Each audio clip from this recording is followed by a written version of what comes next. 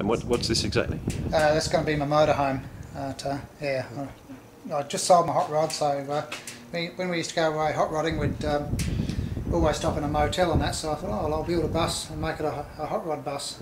And I've done one side, you look at the outside down here, and a lot of the hard work's done on it. I've recladed all this side.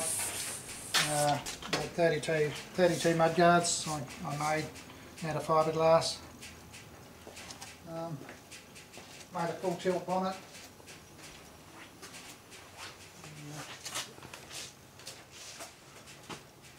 It's on the latest model Hino chassis, so it's got good air brakes, power steering. I'm running a big block fuel injected 460 in it on gas.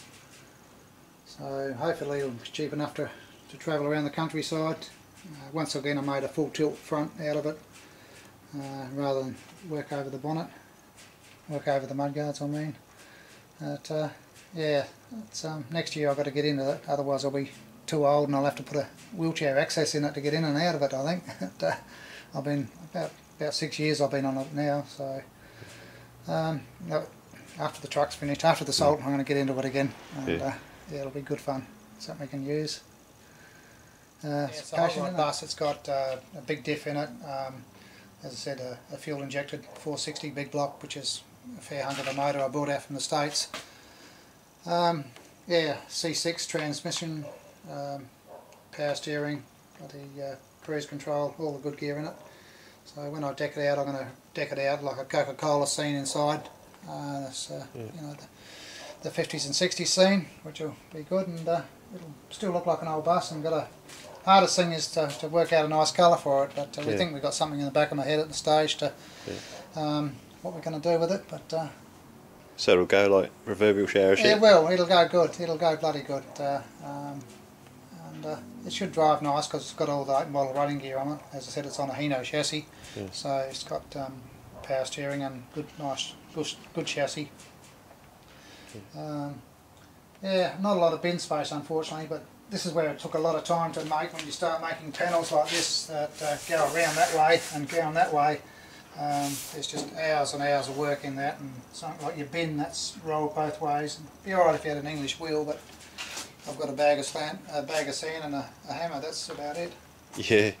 But you can do it if you've got the time.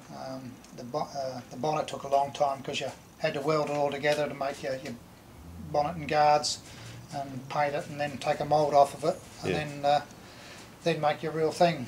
And, yeah, so that took a long time because once again the bonnet's been raised, probably put that much in the bonnet, that much in the mudguards to bring it out over the Hino axle. Yeah, that, and put a bit in the middle. I think we put 8 inches in the middle of the bonnet to widen it.